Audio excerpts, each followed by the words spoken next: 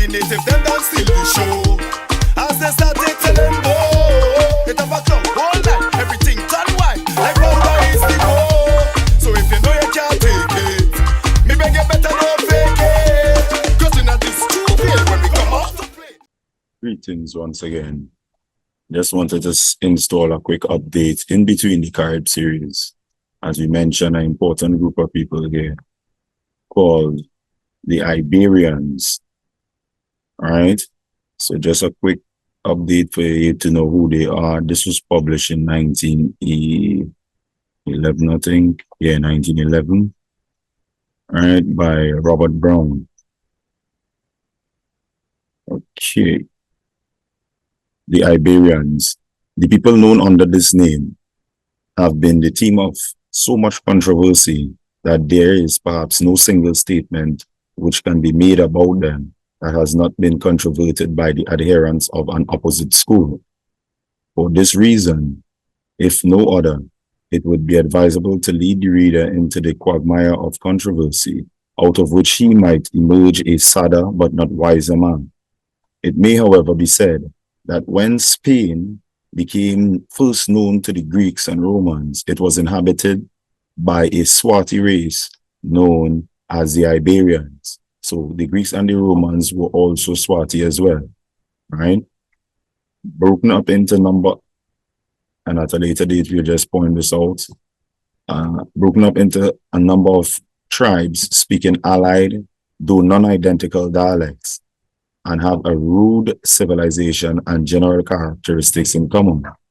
These people were different from the Phoenicians or the Celts, though at a later date, by combining with the invaders, they formed the Celtiberians, right? And they combined with them, of whose proceedings we hear a good deal in Diodorus Siculus and other ancient historians. So the Phoenicians and Celts were also swarthy, so they were mixing into one another when they were conquered one another. So this was all swarthy people fighting all these wars back then. All right.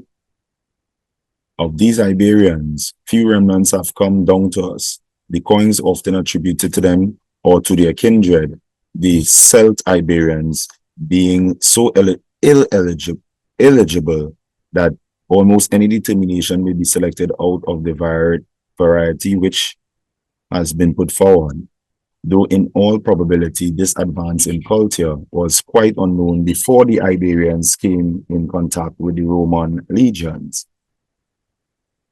So far, the Iberians are somewhat shadowy people regarding whose ways of life and range very little can, or at least ought to be said. But some 64 years ago, Wilhelm von Humboldt, brother of the famous traveler, promulgated the theory that Iberians were one great people who in prehistoric days, or at the dawn of history, were scattered throughout Sicily, Sardinia, Corsica, and southern France, and had even spread into the British Isles, and that Basques of the present day are their direct, if somewhat intermixed, descendants.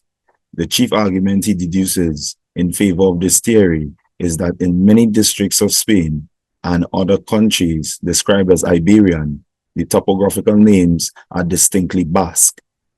At a later date, the records of anthropologists have shown that the Neolithic skulls found in the barrows described in the last chapter, page 123, correspond more closely to the crania of the Basques than to those of any other people. Hence, it is assumed that the Iberians, or in other words, the Basques, if the link between them and the Neolithicans or the Neolithians is admitted, spread at one time over much of the southwest of England and Ireland, and from that island wandered to western Scotland. According to the adherents of this extremely captivating, and I am not prepared to say unfounded view, right, because it was founded, though it is based on a vicious syllogism, look at the small swarthy, again swarthy Welshmen, the undersized dark Highlanders, like those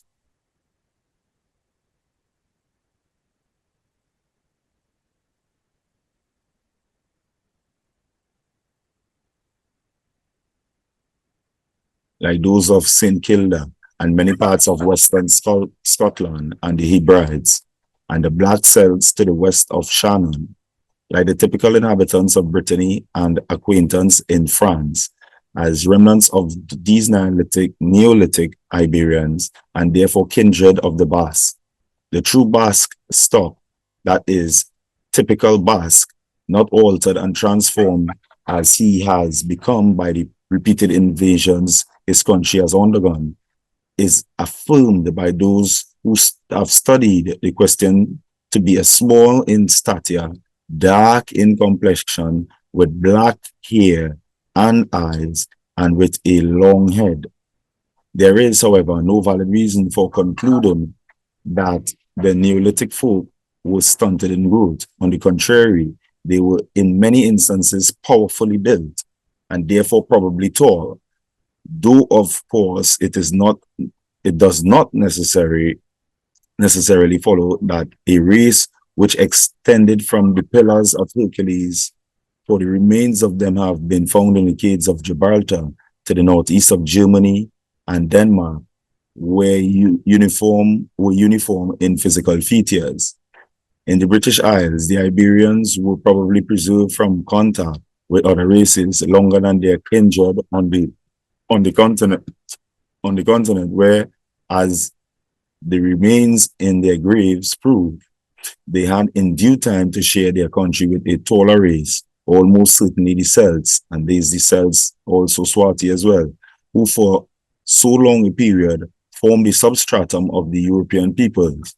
Though the newcomers slowly encroach on the older residents, leaving those who did not amalgamate with the fair-haired invaders, so-called fair-haired invaders, isolated in the midst of an alien population. And any fair-haired invasion I'm talking about would be quite later on, right?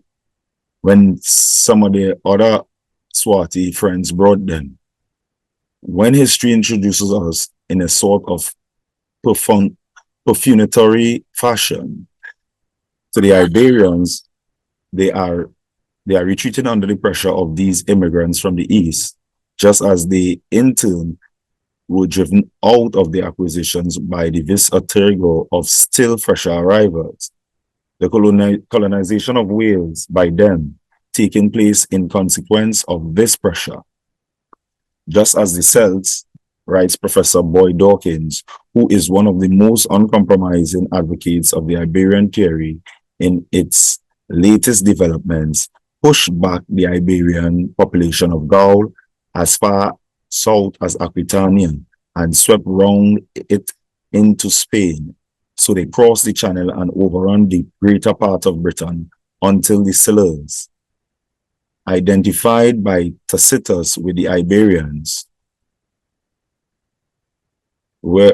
until the Silures were left, who identified with by Tacitus with the Iberians, were left only in the fastnesses,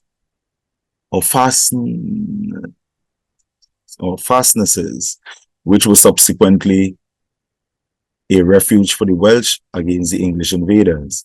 And just as the Belgae pressed on the rear of the Celts, another branch of the same people, as far as the Seine, so they followed them ultimately into Britain and took possessions of Pars Maritima, or southern counties. The unsettled condition of the country at the time of Caesar's invasion was due to the struggle then going on. The Iberian population by that time had been driven as far as they could go to the west, not only in Spain and in Gaul, but also in Britain, and were restricted to those areas in which the ethnologists can trace their blood in the present population. Since that time, however, they must have been profoundly affected by invasions of the various Germanic tribes who settled in their land and forced back upon them the Celt and Belgic peoples, ever pressing them from the west. But the Iberians or Basque to accept once and for all, what is at worst a good working theory, at best facts, were not the only Neolithic people living in Europe and recognized as such at the time of the Celtic invasion. The Ligurians dwelt in the vicinity of Marseille, now where Marseille now stands, and in the regions between Po and the Gulf of Genoa to the western boundary of the Etruscan country. Pay attention to that name. And along the Mediterranean shores as far as the Pyrenees. It is also just possible that Leoir or Liger and the term Leogrians, Leogur, indicate their possessions on the Loire and in Britain. But it is evident that they were closely related to the Iberians, and the chances are also in favor of the Etruscans, who at the dawn of history held sway in the country north of the Alps into Tyrol and over Lombardy, being of the same non-Aryan race, and of being, like them, driven away from their ancient homes by the same invading peoples. In other words, just as the Celts poured down through central France, isolating the Ligurian and the Iberian, so he poured through the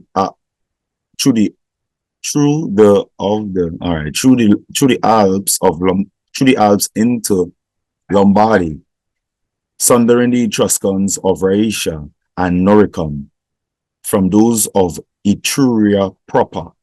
In my belief, the Iberians of France and Spain, the Silures of Wales, the Ligures of southern Gaul and northern Italy, and the small dark Etruscans are to be looked upon as ethnological islands, right? Isolated by successive invasions, pointing out that if we go deep enough in past time, we should find that the whole of Europe was inhabited by a swarthy, non-Aryan population, with the exception, therefore, of the place names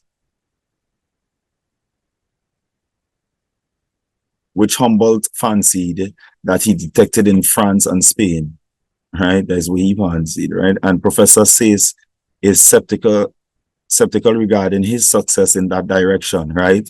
So he fancies some other places in between, and the professor is skeptical regarding his success in that direction, right?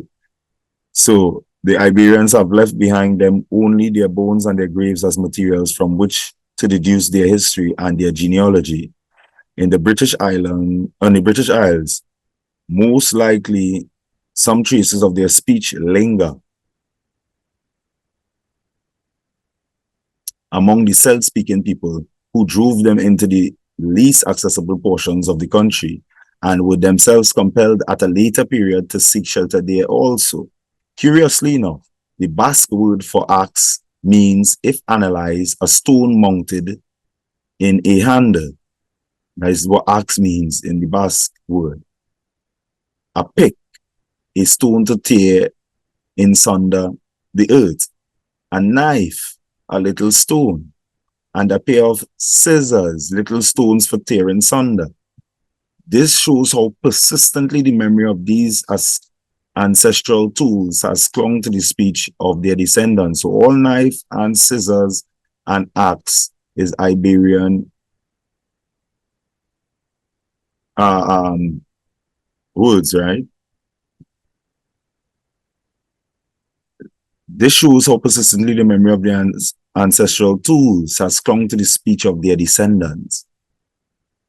This then is the outline of the Iberian Basque theory, as it may be received by the reader.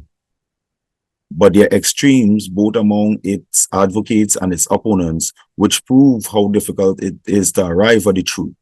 For instance, there are some writers who, like M. Diabois de Wabainville, are willing to accept the Iberians as the descendants of the Atlantes, the hypothetical inhabitants of the great isles in the Atlantic, of which Plato and the other classical authors discourse in such attractive terms, and who maintain that not only did they penetrate into Spain, Gaul, Italy, and the British Isles, but into the Balkan Peninsula, Africa, Corsica, and Sardinia.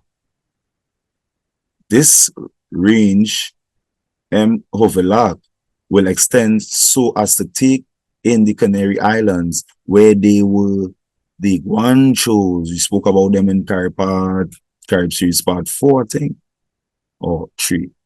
I don't know which one come out yet at this point, but yes, the Guanchos mentioned, while Professor Dawkins is ready to accept the assertion of Varro and Dionysius. After that, the Iberians of the West were identical with the Iberians of the Caucasus. As I told you, the certain swarthy people went in the Caucasus and freed the lepers who were there at the time, uncivilized, walking on all fours. Some of them still do that in Turkey, right? And carrying swords on their body and all that type of stuff. So you see the connection here. They were all in the Caucasus, these Iberians, these swarthy people. It only required Senior Tubino's profession of faith that the men who read the megaliths or standing stones of Northern Africa and Spain were one and the same people, Stonehenge people, not only with the Iberians, but with the Berbers, who from the basis of the population of North Africa to complete the rotundity of the Iberian bastary. Indeed, so short is the distance between Africa and Europe that the influences are all in favor of the Berbers, who are now becoming amalgamated with the Arab invaders under the general name of Moors, having crossed to Spain, and it is only the difficulty of reconciling the shape of their heads with that of the people whom M. Broca insisted on being Iberians, which makes us hesitate on the threshold of an hypothesis so captivating it is sweeping it in its sweeping comprehensiveness. On the other hand, M. Blade regards the whole Iberian theory as delusion, right?